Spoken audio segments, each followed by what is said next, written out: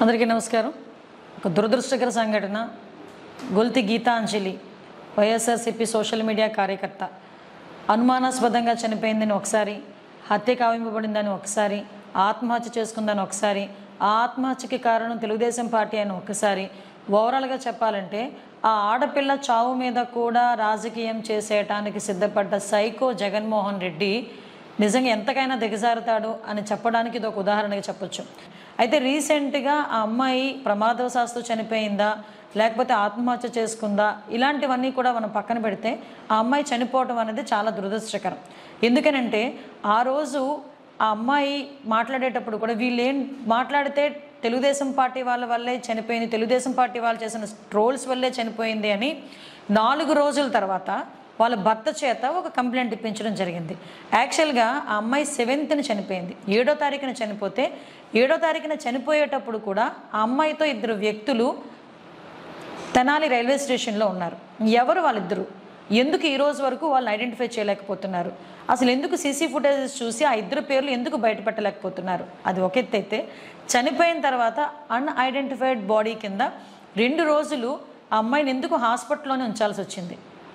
7వ తారీఖున చనిపోతే 11వ తారీఖున బయటకు వచ్చి వాళ్ళ భర్త చేత తెలుగుదేశం పార్టీ వాళ్ళు చేసిన ట్రోల్స్ వల్లే నా భార్య చనిపోయిందని చెప్పి ఒక కంప్లైంట్ ఇప్పించడమే కాకుండా నారా లోకేష్ గారు అకౌంట్ నుంచి ఏదో ట్వీట్ పెట్టినట్టుగా ఒక ఫేక్ ట్వీట్ కూడా క్రియేట్ చేసి ఆ చావును కూడా రాజకీయానికి వాడుకుందామని చెప్పి చాలా విశ్వ ప్రయత్నాలు చేసిన వైఎస్ఆర్సీపీ పార్టీని బంగాళాఖాతంలో కలపాలి అని అనుకోవడంలో తప్పు లేదనిపిస్తుంది. ఎందుకంటే ఒక ఆడపిల్లండి మీ గురించి కష్టపడింది. ఆ అమ్మాయి అనుమానాస్పదంగా చనిపోయిందా లేకపోతే ఎలా చనిపోయిందన్న సంగతి పోలీస్ ఎంక్వైరీలో తెలియాలి. అటువంటిది అవన్నీ పక్కన పెట్టి అన్ఐడెంటిఫైడ్ బాడీ కింద, ఒక అనాథ బాడీ కింద 2 రోజులు ఎందుకు ఉండాల్సి వచ్చింది? కనీసం తన భర్తకి తన భార్య ఎక్కడుందో కూడా తెలియదా? తన భార్య ఎక్కడుందో తెలిసినప్పుడు ఆ రోజే వచ్చి అమ్మాయి బాడీని తీసుకొని తర్వాత పోలీస్ స్టేషన్లో కంప్లైంట్ ఇవ్వచ్చు కదా. ఎందుకు ఇవన్నీ జరగలేదు? ఆ అమ్మాయికి ఉన్నది 8 సంవత్సరాల పిల్లోడు. 8 సంవత్సరాల పిల్లోడికి 5 సంవత్సరాల నుంచి అమ్మఒడు ఎలా వస్తుందండి? ఇలాంటివన్నీ కూడా ఎవరైనా మాట్లాడితే ట్రోల్ చేశారని చెప్పి విపరీతంగా మాట్లాడతారు.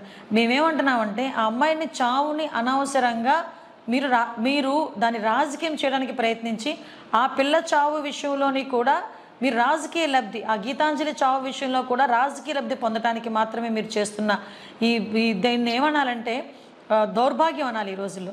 ఎందుకంటే జగన్మోహన్ రెడ్డికి సవాల్తో రాజకీయం చేయడం బాగా అలవాటు. ఎందుకంటే ఆ రోజు వివేకానంద రెడ్డి గారిని హత్య చేయించి ఆ హత్యను బేస్ చేసుకొని ఆ రోజు శవరాజకీయం చేశాడు. కోడికత్తి నెపంతో ఆ రోజు ఇలా కోడికత్తిలా చిన్నది ఏదో గీయించుకొని దాంతో రాజకీయం చేశారు.